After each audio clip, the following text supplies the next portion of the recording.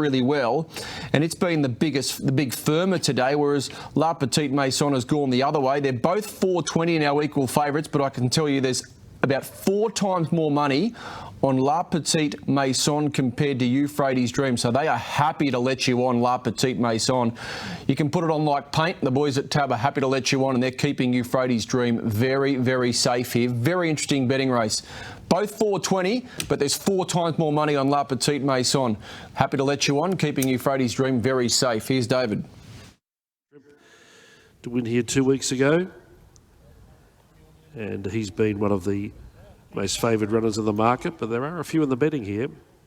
So Hurts So Good to move up with Tuesday, La Petite Maison and Mount Fuji. 4 runners to load for the second last race today. In this position of favourite, it's been chopping and changing, but I think it's fair to say, on the bottom line, Euphrates Dream is the best back runner. Now, Tuesday about to go in. Mount Fuji will be the last one up. Tuesday's one of the roughies, takes its spot, and now Mount Fuji to complete the line. Running 1,110 metres for race 8. Of course, no racing in the Brisbane area this weekend as far as metropolitan racing is concerned. Aquis Park Gold Coast will host a big card for Cutest Jewel Day, and racing at Ipswich on Saturday as well, and they'll have plenty of races. And there's the light, they're all in. Set to jump. Euphrates Dream drawn well, black and white colours. Still no start. Racing now. La Petite Maison flew out and goes straight to the early lead, but will have company soon with On Hold coming away fast.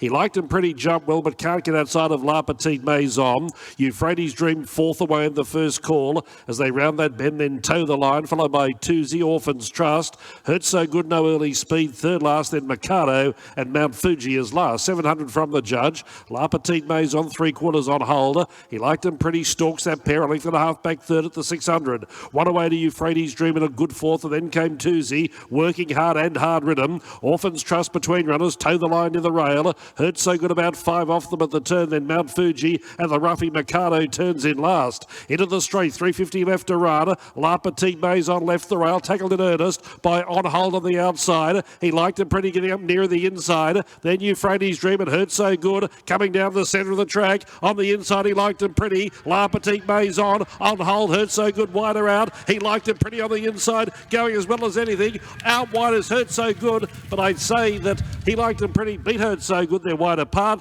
3rd, not sure. Toe the line flashing home. On Hold, not far away with La Petite Maison and Euphrates Dream. Then came Mikado, followed by Orphan's Trust. 2nd last over the line was Mount Fuji, and Tuesday, after a tough run, finished last of all.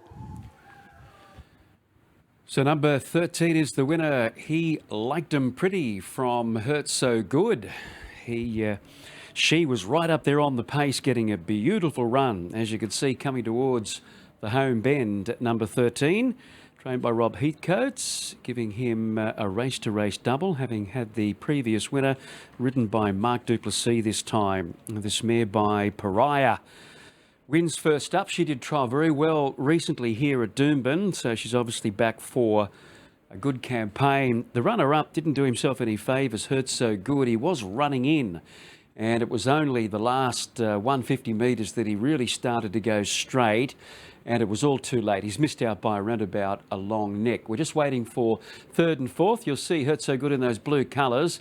A couple might have come out in front of him there, so it wasn't entirely not all his fault at all. So he's run a really good race, and maybe one to follow out of that race there, the runner-up. But Bernie, it was all about number 13. He liked him pretty.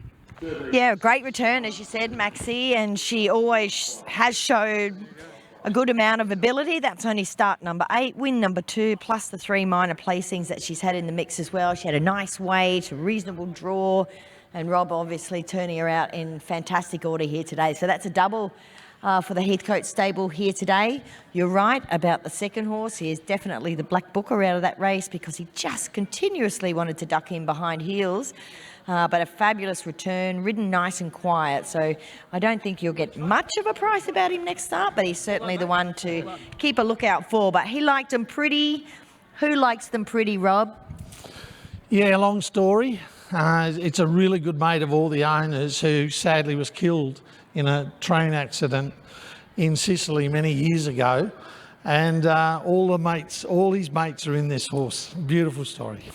Beautiful story. Bless. Yeah, terribly sad. Well, she's always shown good ability, but she looks like she's in for a great campaign. And she trialled and jumped out well, and even Mark said this is the best she's ever felt. He gave her a pearl of a ride. He got over to the fence, and I was pleading with him to stay on the fence coming around the home turn. He did. I don't know who flew home late, one of Tony's, but looked like I heard you say probably the run of the race, but I reckon my mare was. Oh, well, she was fabulous. I just meant for future races. And what are you going to do with her now? We'll take her through her grades. She's always promised. She's a half to Je Suis Belle, you know, the nice horse of the curries up and things, and she stakes grades. So if we can take her forward and, heaven forbid, get a bit of stakes black type into her down the track, who knows? Have a look at her there. She's grown into a beautiful 4-year-old. She really has, and she's got a bright future ahead of her.